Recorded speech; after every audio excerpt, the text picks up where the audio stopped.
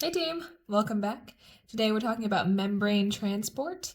Hopefully you have some sort of background on this, like active versus passive, what is a protein channel.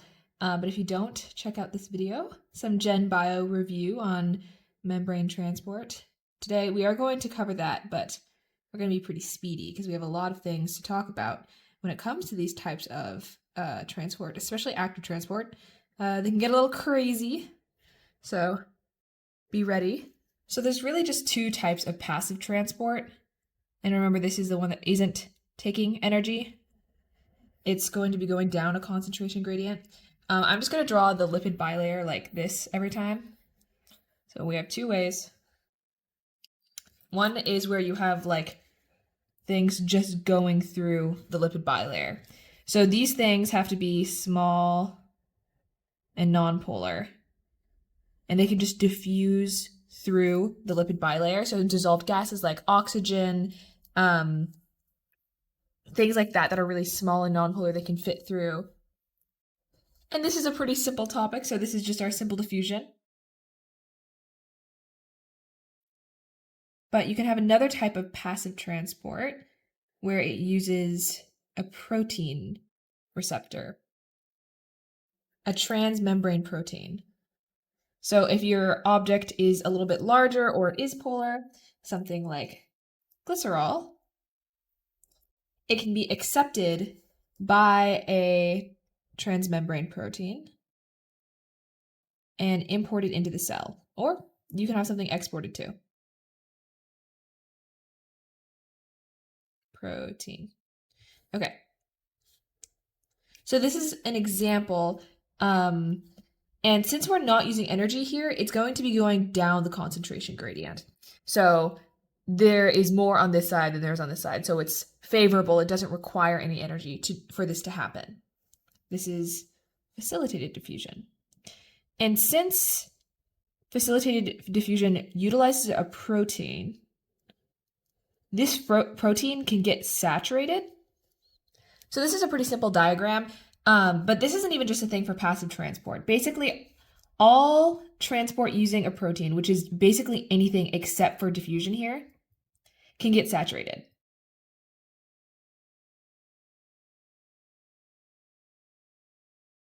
And what that means is, like I said, this is a simple diagram, but what's happening is you have, in this example, this is glycerol, and it binds to this transmembrane protein and is imported into the cell. And there's only a certain amount of binding sites per protein. So if you only have a given number of proteins in the cell, if you increase glycerol levels super high, it can't go any faster than there are proteins. So what I mean by that, this is our solute concentration outside the cell. So I'm saying solute concentration outside. So this is like a graph of importing something into the cell, like here, assuming this is outside and this is inside. And this can be import rate. When you have more solute, you're going to be importing more. But at a certain point, you're going to get saturated.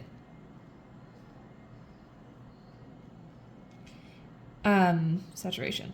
This is when the amount of solute you have outside is like binding to all of the receptors in the protein that it can. So at a certain point, you can't import anymore. Whereas if you have simple diffusion, the more you have, the more you're going to import. That's just how it is. So this is diffusion,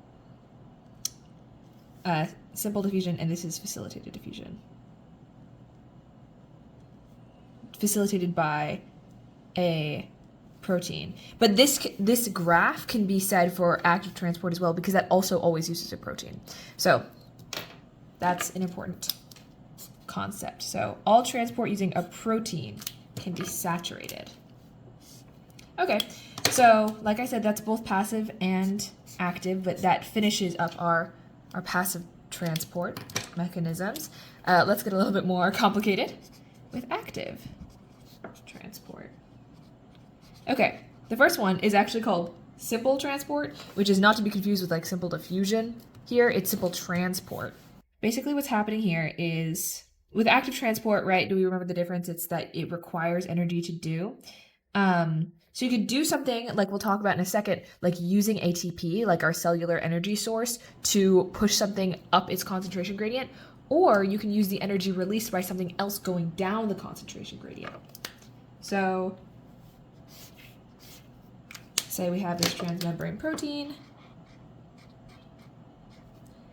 and let's say there's a ton of protons outside of the cell in the periplasm or something, okay?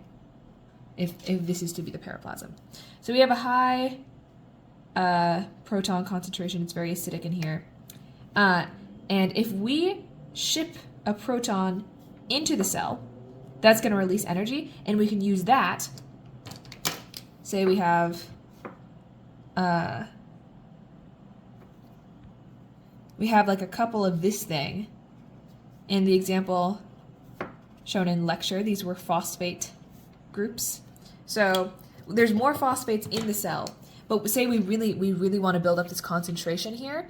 What we can do is, since we released energy by importing a proton, we can use that energy to also import a phosphate group. Okay, actually this is monohydrogen phosphate. But even though it's hard to push it down into the cell up its concentration gradient, since we're using the energy from letting in this proton, it's possible because there's a lower proton concentration down here. So here we're putting both of these things in the same direction. Both same direction. That has a name. This specific type of transporter is called a symporter. You know, sim, like synonym, means the same. But if you have opposite directions, say you were trying to push something up that was up its concentration gradient this direction, then you'd have an antiporter. Which also makes sense, you know, anti, opposite. Antiporter. Okay, that's pretty reasonable. We're naming things in reasonable ways. And that's simple transport. That's all you really got to know. This example here is a phosphate symporter, because you have your phosphate group and it's a symporter, which makes sense. Cool. Okay, what are the other methods? So yeah, everything here is active moving forward. So what's our next method? So we have group transport, which I feel like is not super grouped. Like, I don't know why we decided to call it that, but there's like a group of enzymes that act on it. That's kind of relevant. So this time, the cell wall, or the membrane, I'm going to draw this way. Yes. And we're going to have our protein receptor, our transmembrane protein. And this is going to be, well, actually, I'm not going to tell you her name yet because it's going to make sense in a second. We're going to name her at the end.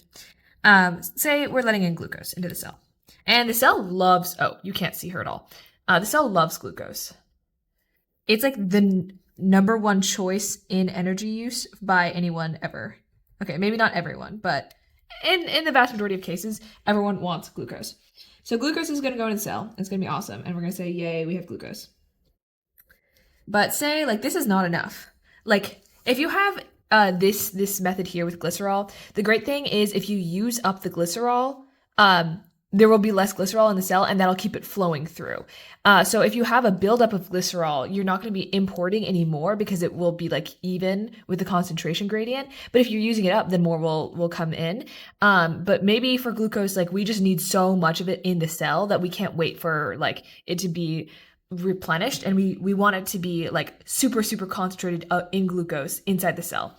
So what we can do is we have a strat. Okay, I know that these are red and they're like phosphate groups, but now I'm going to add a phosphate group to glucose, and that's going to be what that is. So this is a phosphate group. And so how did we get this phosphate group here? Because this transporter did not do this. What happened is, maybe I shouldn't have drawn it like this. Okay. There's acting by an enzyme. So another enzyme acted as it's being transported in. It gave it this phosphate, okay?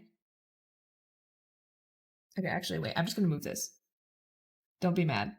It's going to be okay. I just don't want there to be any confusion with the labeling. So I'll say this is phosphate. They're still both phosphates. Okay. So now our glucose has a phosphate group. This is good for two reasons. One, now that we have glucose in the cell with phosphate groups, this transporter is specific to glucose without phosphate groups. So that means they can't get out. So even if we have like a bunch of them in here, they'll be stuck. And so we'll have all this glucose on the outside and glucose 6-phosphate on the inside. And the glucose 6-phosphate can't escape. And so that way the glucose will keep coming in. So that's our two reasons. Glucose 6-phosphate can't get out, and there won't be any glucose in the cell. So glucose will say, oh my God, hey guys, what if there's glucose in here? So this is glucose 6-phosphate. I don't know if you really need to know that, but you can right now, right here, right now, glucose 6-phosphate. So where did this come from? So we have a series of reactions, and we're going to start over here with phosphoenol pyruvate, or PEP. If you've ever learned about alternative methods of photosynthesis, C4 and CAM, you might have heard about her. So we're going to start with an enzyme called enzyme 1, which is like, wow, that's great naming. I appreciate that. And it's going to turn it into pyruvate because PEP is phosphoenol pyruvate. So basically, phosphoenol pyruvate, we took the phospho out and then it's just pyruvate. So now enzyme 1 has this phosphate. And it's going to pass it along to an enzyme. I just dropped my marker, called HPR. And you might want to remember these characters because they actually come back later. Okay, HPR has it now in the next video. Chill, you won't see about her. You won't see them another time soon. And then HPR now has this phosphate. It's like a hot potato, basically. And it'll pass it along to, this is a really hard name, enzyme 2A. Wow. And I'm drawing these in different colors, and I'll explain why in a sec. Enzyme 2A. And then guess what enzyme 2A is going to pass it on to? If you guessed enzyme 2B, you're a genius. Or maybe you've already been heard this lecture.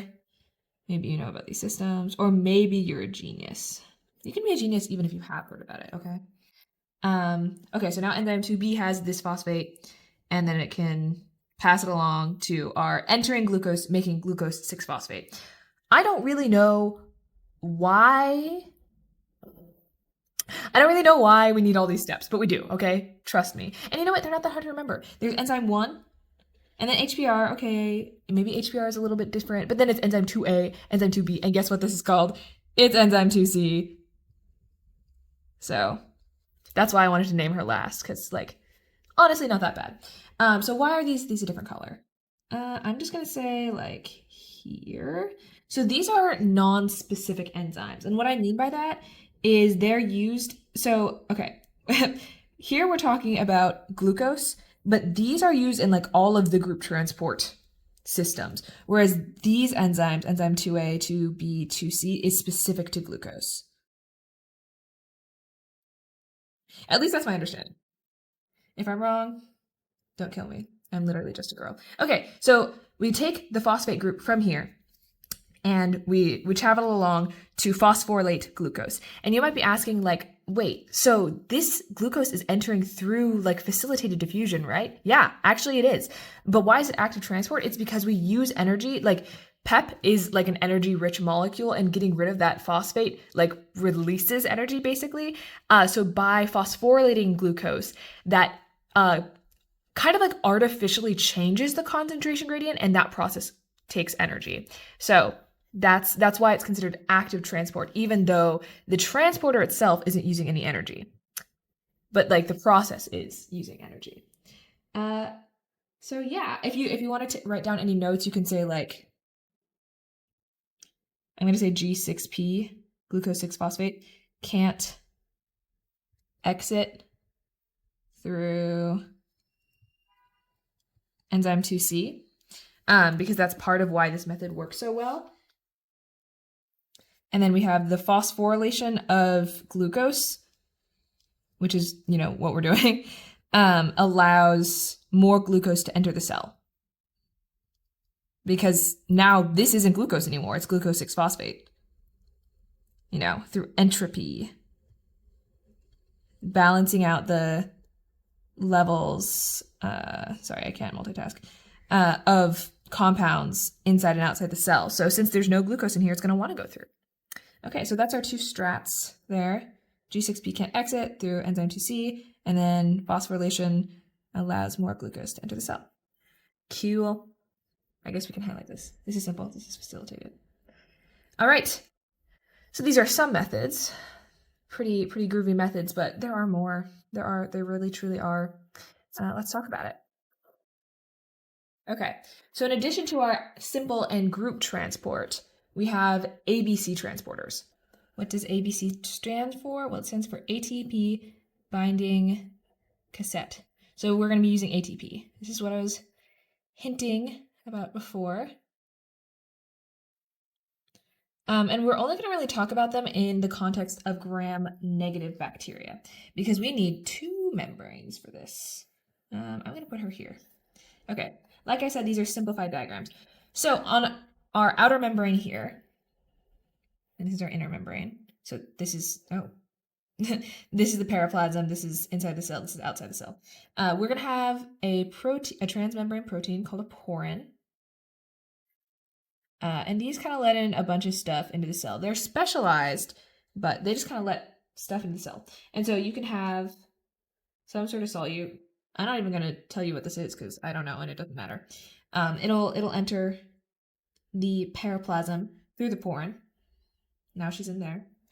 And you'll also have your ABC transporter. I'm just going to draw her like this. Nice and simple. But it doesn't bind directly with this solute. This is our ABC. What happens is this solute binds to a solute binding protein, which I know, crazy. So we're going to draw it like this. So this thing is your solute binding protein. And this is like, with a gram-negative bacterium that you have your cell wall, it's like here, but it's not like trapped in here. The cell wall, like there's lots of layers. It can kind of like float through, like it's not like embedded in it like these protein receptors are. So this ABC transporter, it has, we're gonna say it's like facing outward, okay? That's how I'm drawing it. The solute binding protein is going to say, hey, ABC transporter, I have something for you. And then we're gonna zoom in over here. We're not zooming in on the peptidoglycan. We're gonna zoom in on the ABC transporter. The ABC transporter is gonna kind of face the other direction. So this is my way of saying it's facing this direction. Not to scale. And then it's gonna bind with our solute. And this is causing a conformational change. Oh gosh. Conformational change. And that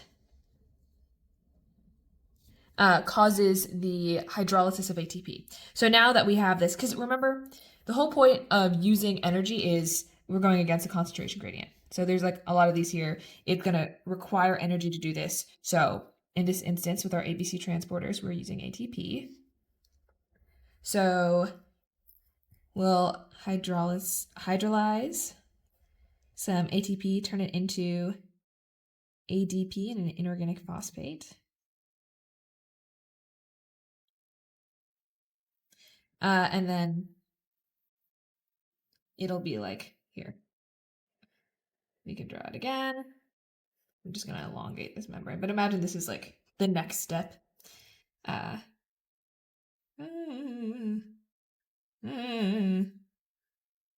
Like I said, not to scale. Okay.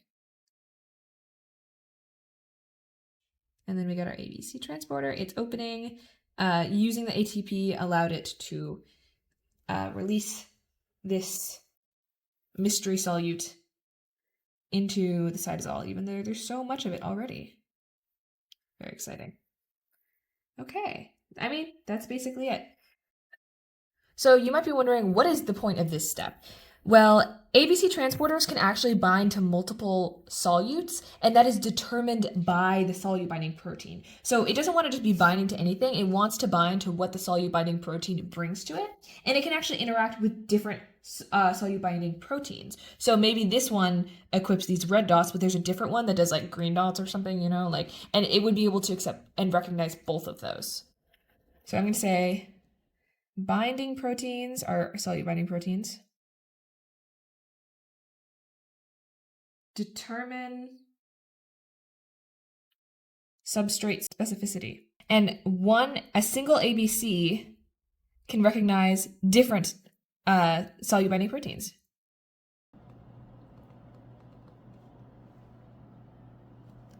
A whole family of different, I don't want to write all this. I'm going to say SBPs. Very exciting. So you can have all sorts of different solutes being imported by this ABC. And so when do you see this? You could see like nutrients being imported into the cell. Obviously, you want to have lots of nutrients in the cell, and that can be up like the concentration gradient, and in this with an ATP binding cassette it will be. Or you can export toxins or like antimicrobials, because maybe there's a huge amount of antimicrobials outside the cell. But if you could not see what I was writing. But if you export it so that it doesn't get in the cell, it won't hurt you. That's pretty cool. That's pretty cool. So you can import nutrients or export bad stuff. And these really important solute binding proteins, I'm gonna underline this, are how the ABC determines what it's gonna let in and what it's gonna use very precious energy on to let in. So yeah, and they can recognize a whole family of different solute binding proteins. Pretty cool. But there's more. Even with our ABC transporters, there's more. So there's another case that we're going to be seeing these. I'm kind of inconsistent with before I had this written in black and then I highlighted it. Now it's red. Sorry. We're going to go back. So now we're going to talk about TON-B dependent transporters. And these actually, the TON-B dependent transporters themselves, TBDTs, are not an ABC transporter, but their use involves one. So we're gonna have, okay, that wasn't a lot of room. It's okay though. Okay, we're gonna have a lot of stuff going on here. So I'm gonna draw this much. Okay, we're gonna have this guy, this TON-B dependent transporter. And you're like, who is TON-B and why are we depending on them? We are getting there. Okay, TBDT, TON-B dependent transporter. And this is used, so porins are kind of a more general thing, and some, like if we were to say that the whole of a porin, like the pore was that big that it went through, our TON-B dependent transporters are going to be much wider. So like that. So we can let in a lot more stuff, but it's not going to just let in anything. Because if you just let in anything, like we actually have a buildup of protons in here. It's very acidic in this paraplasm. So if we just let anything in or anything out, then we're going to be losing all of our acidity. Like that's really important for driving reactions. Like we can't just be letting random stuff in. Like what if we get in some antimicrobials? So it's specialized. It only lets in a certain thing, but it is good for letting in big things. So it's used when stuff is too big for porins. So one example of this is a siderophore. So cells like iron, right? Iron's a good thing. And say you have an iron atom, an ion, iron 3+. And your cell says, I want that. Maybe there's like a lot in the cell already though, okay? Well, there is. So there's plenty in the cell, but they need like a lot to be healthy. And so they'll send out these things. What color do I want to use for this? I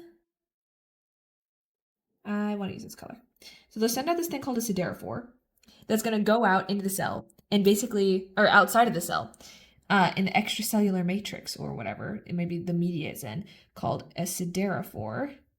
And it'll basically like soak up these iron atoms. And so the siderophore, it's like, you see the size, it looks like it would be too big to fit in this porin over here, right?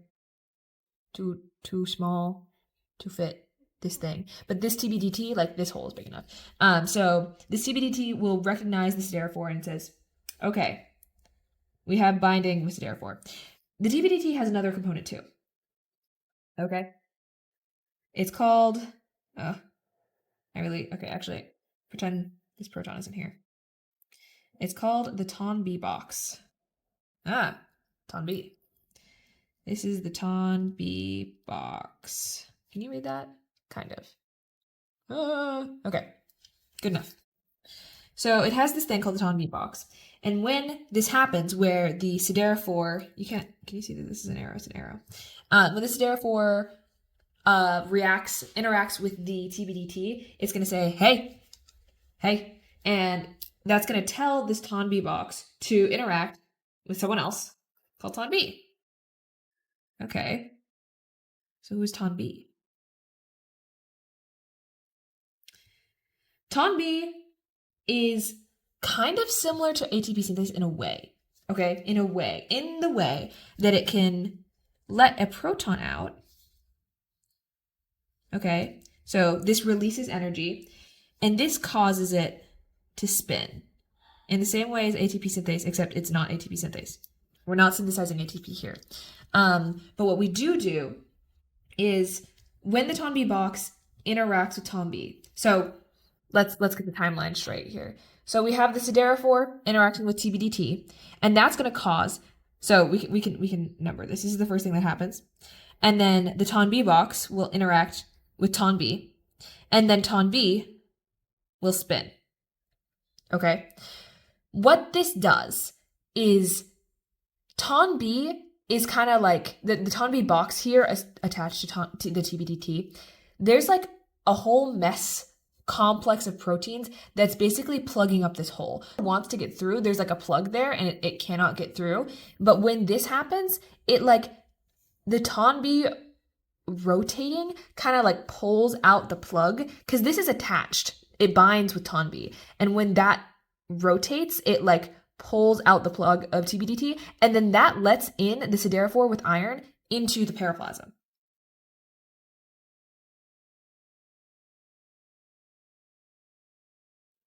So you might need to go over that timeline, but that's what happens here. Okay, so now our siderophore with our iron is in the periplasm, but it's not, we want it in here, right? This is where all of our iron storage is. We want it in. This is when the ABC transporter comes into play. So we have an ABC. I'm just going to draw it like this, okay, guys? It's going to be okay. And it's going to hydrolyze some ATP. And it's going to let our bestie, the siderophore, in. And it's actually going to split up the siderophore and the iron, because we don't need the siderophore anymore. The siderophore can like be recycled or something, go back outside, absorb some more iron. What we wanted is the iron. And this is going to use some ATP, right? Maybe it'll use multiple ATP, I don't know. But it uses ATP. Maybe it depends on the substrate. I don't know, guys. I'm just a girl. But yeah, pretty cool. So, and wait, guys, I lied. First, it needs to bind with a paraplasmic binding protein. We gotta have a solute binding protein. They're called different things. I'm just gonna say binding protein. But it is paraplasmic. It's in the paraplasm, like I said, is kind of just like, it's here. You don't really need to, we can draw a line. But like I said, it's not like a straight line, rigid layer. It's kind of just like, they can travel through. But it is in the paraplasm. It is a solute binding protein. It is a binding protein. But this is the basic idea here. Okay, I'm not going to write down all of the elements of what just happened here. This is step 5. But I'm going to go over it, and I recommend that you write it, like, because we have a whole whole area of space left because we're just going to go to the next page with our next topic. So I recommend that you write down these details, but I'm just going to go over it. Okay, we use a TON-B dependent transporter when stuff is too big to fit through porins. Too big for porins. So in this example, it's the siderophore. The binding of this substrate, in this instance, the siderophore with iron, changes the TBDT conformation, which causes the TON-B box to interact with TON-B, which in turn causes TON-B to release a proton down the concentration gradient. That releases energy it can use in rotating. And rotating basically pulls this plug out of TBDT, and it allows this siderophore to travel through. Then the siderophore is in the periplasm. It'll bind to a periplasmic binding protein. Because remember, all ABCs need one of these solute binding proteins to do its activity. So it'll do that. It'll bind with that. ABC will say, "Hey guys, like this is like I know the bouncer," and then they're like, hey guys, like let me in," and ABC will be like, "Yeah, you're chill," and then they'll be inside, and it'll use energy, use ATP. So yeah, that's the general idea. That's what you need to know about ABC transporters. Don't worry, guys. There is more. Okay, guys, last page, home stretch. Now we're going to be talking about cytoplasmic paths to secrete proteins across the bilayer. So let's say you have a protein and it doesn't want to live inside the cytosol. It wants to go outside the bilayer. Maybe it's meant for the outer membrane or something, or maybe it's meant to go in the inner membrane. Whatever it is, it's not just within the normal cell here. How do you get it there? The problem with proteins is that they are folded in all different directions, and then that can cause them to be reactive or doing stuff. I don't really know how it works, but basically you don't want it to be fully folded when you put it in there because, I don't know, it can be complicated. Okay, so the topic here is transporting proteins across the bilayer. And these proteins are going to be doing something. Like, for example, transmembrane protein. So first we're going to talk about hydrophilic proteins. So you can only guess about what we're going to talk about next. But hydrophilic proteins are actually a little bit easier to deal with. But once you synthesize a hydrophilic protein, so this is my protein, and it's going to have this region. I'm going to highlight it. I don't know if it's going to be perfectly linear unlike the rest of it, but that's just how we're drawing it, called a signal peptide. So this peptide region of this greater polypeptide is something that can be detected by something called Sec-B. So Sec-B recognizes the signal peptide and will bind to the peptide, or the polypeptide. And notice how it's not binding to the signal peptide itself. Okay, so this is recognized by Sec-B. And also, importantly, it contains information about where it needs to go. So, am I going to the outer membrane? Am I going in the inner membrane? Am I going somewhere else? I don't know where it's going. But that information will be contained in this signal peptide. So I'm going to say contains information about intended location.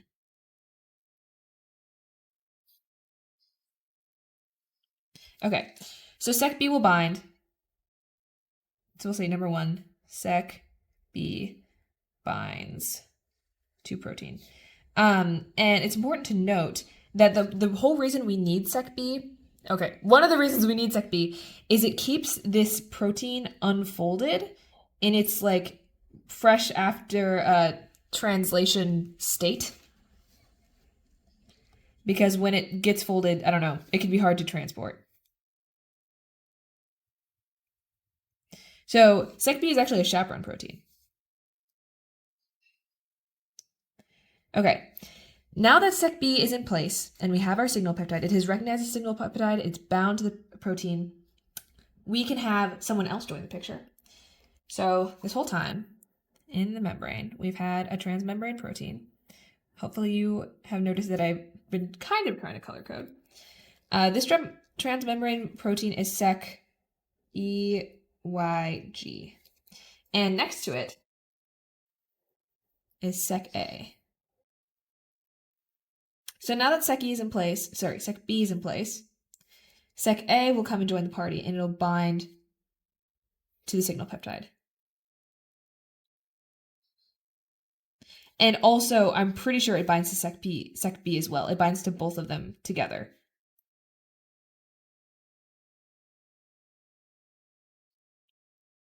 So you'll get something that looks, okay, this is our protein and our signal peptide. Here's sec B, and here's sec A. So they're all kind of together. So signal peptide, sec B, sec A. So what sec A is going to do, I'm going to draw a line here to say, like, this is not part of the same membrane. I'm just going to draw sec EYG again, that transmembrane protein. Because we have, like, moved on to, like, this is now where we are, right? This is two different, like, comic book panels, okay? So this is still sec EYG. Sec A is going to direct the protein and sec B and all that fun stuff up towards the membrane. And it's going to put, okay, I'm going to just draw an arrow. So this is going to go up to the membrane. Sec A is going to go here. And the signal peptide is going to go in here. And that's going to get cleaved from the rest of the protein. So this is our signal peptide. I'm writing a plus on it, so you know that's the signal peptide. And then the peptide is like here. And sec A will hydrolyze. So this is cleaved. Here, we can write. Oh, where's sec B? Sec B leaves. Sec B leaves. So I'm going to just draw it that way. Sec B leaves. Okay, so a lot just happened. So in this third step, oh, I don't know why we're drawing it out all of a sudden. In this third step, sec A brings the protein to sec EYG.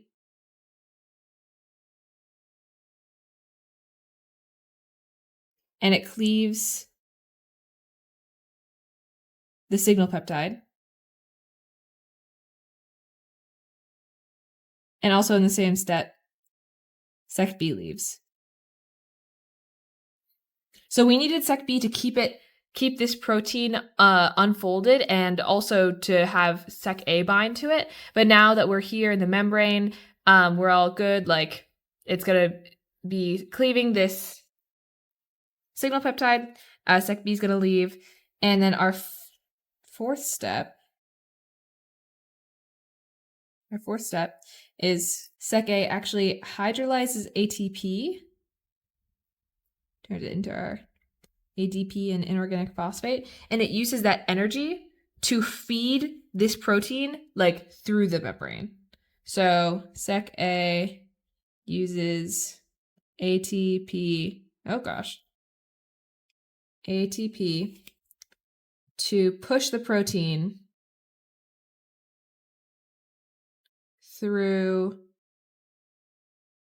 sec EYG. Hopefully you can read that, kind of.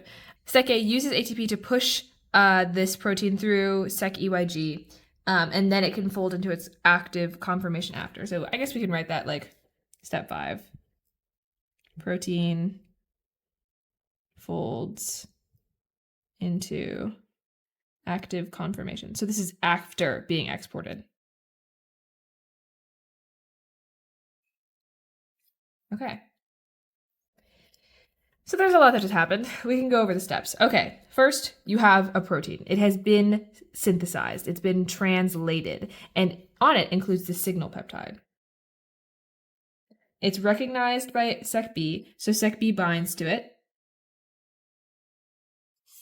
And it contains information about its intended location. So where in the cell, like where beyond this inner membrane does it go? So sec B binds to the signal peptide, and then that calls over sec A, which binds to the signal peptide and sec B. And then when that happens, Sec-A brings this complex up to Sec-EYG. The signal peptide gets cleaved, Sec-B leaves. And then you can use ATP. Sec-A does this, uses ATP to push the protein through Sec-EYG. And then now that the protein is in the place it's supposed to be, it's been transported, we can fold it into an active conformation. But this is for hydrophilic proteins, right? What about hydrophobic proteins? So hydrophilic likes a polar environment, but hydrophobic proteins don't, right? That's hydrophobic. We know these terms. So if you think about a hydrophobic protein, if it's being exported through the cytosol, it's probably gonna like shrivel up. And when this was a problem before, having the keeping it unfolded, we don't want it to fold into its active conformation. And so if you have this like not properly prepared protein and it's hydrophobic, it's probably gonna fold, like curl inwards on itself in the like polar cytosol, and that's gonna mess things up. So it's gonna be a little different. So we actually don't want to finish translating the protein before we move it, because then it's gonna be all weird. Sec-B won't be able to keep it in its like nice under control state as it moves. The hydrophobicness is just gonna like curl up and it's gonna be bad. And so we're gonna like translate part of it, and then we're actually gonna stop, and then we're gonna move it, and then we're gonna finish. So how does this work?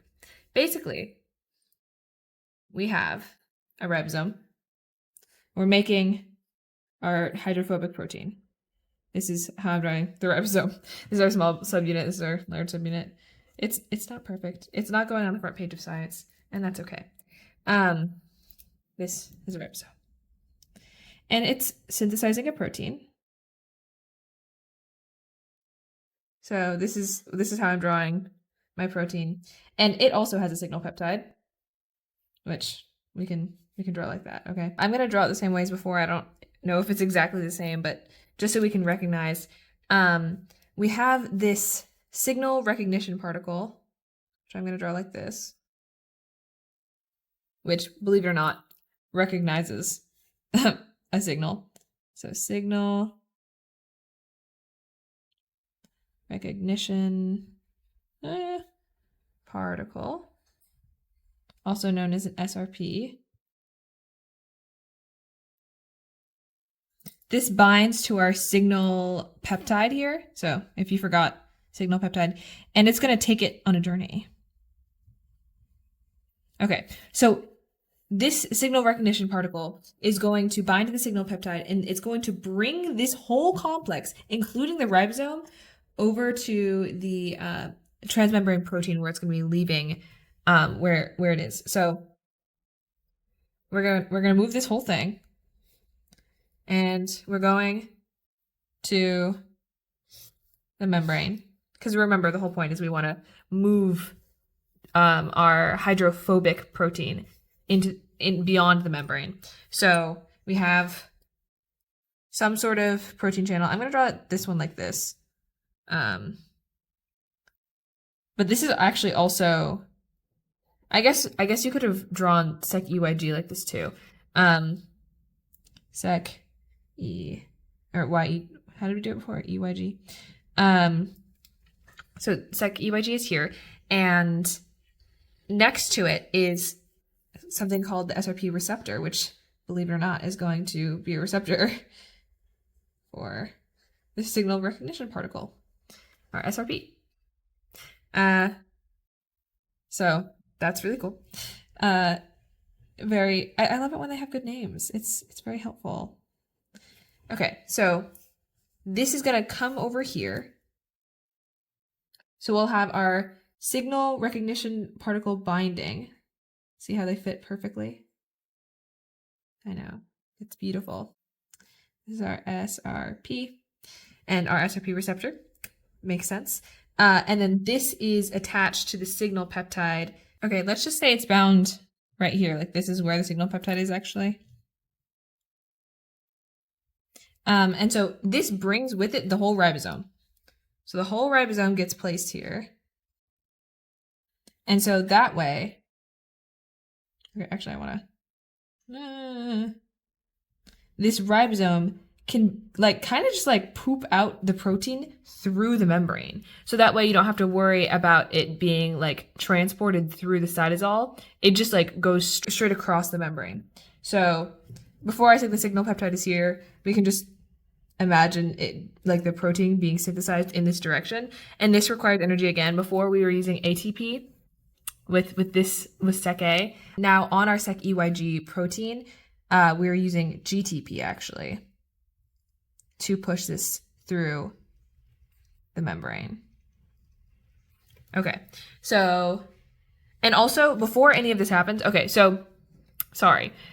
When we attach the ribosome to the membrane and the Sec EYG protein, SRP actually left because SRP is what was stopping it from being transcribed before, right? It was being made, and as soon as the signal peptide was produced, the SRP could bind, and that stopped translation. So that's why we didn't have our hydrophobic protein being made in the middle of the cell. It would shrivel up. Since it bound to here, it stopped translation, it brought it over here, and then it left. And this resumes translation. And that's how we get our translation through the membrane protein across the lipid bilayer. So first, SRP binds to signal peptide, pausing translation,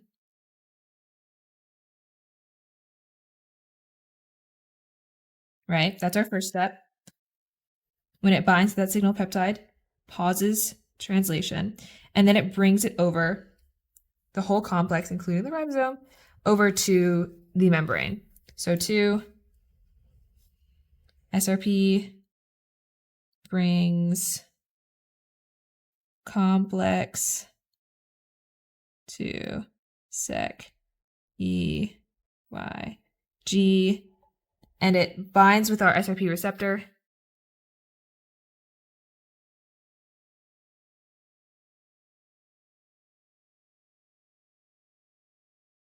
Okay, so this is Sec EYG. This is our SRP receptor. This is step 2. SRP does this. And then step 3 is the SRP leaves, and that's how we can keep translating. And I guess I would say like step 4 is it translates through the protein, and then that's using GTP hydrolysis. I'm going to write this over here just so it's not like 1, 2, 3, 4, like up. So I'm just going to say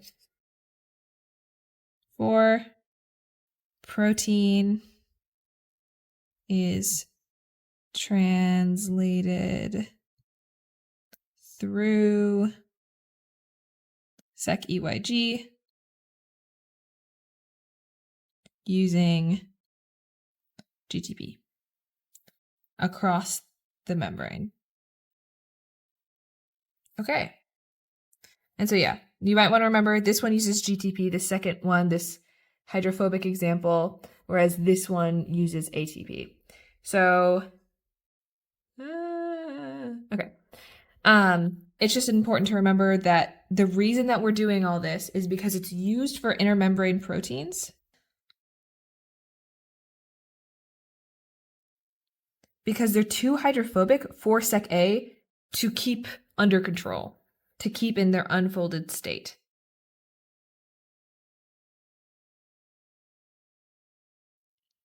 And so actually, when this is being secreted through Sec EYG, it can just be made and then folded right then and there and then just put in the inner membrane.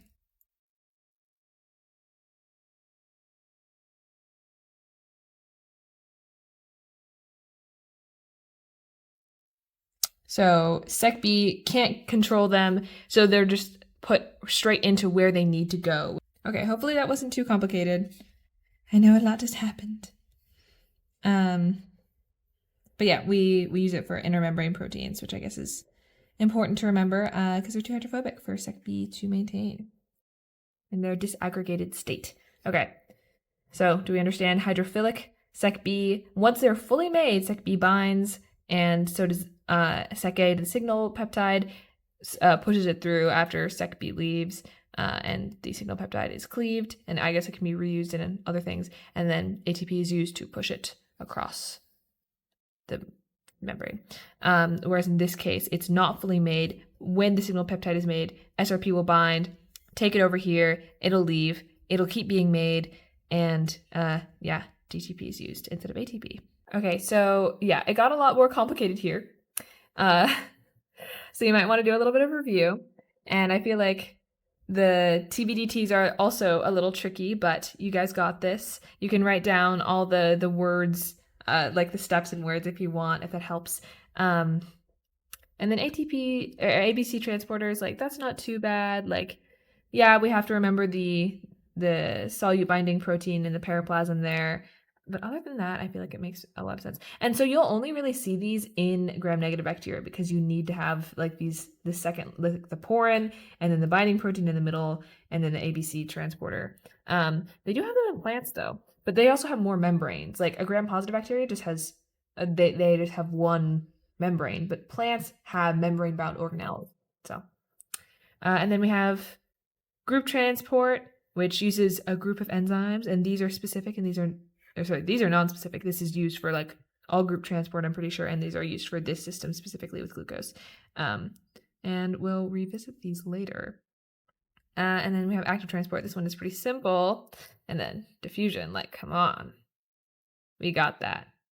So hopefully you learned something today. Hopefully you like my seasonal nails. I don't know if it's October when you're watching this, but it's October right now. Good luck understanding this. Okay, goodbye.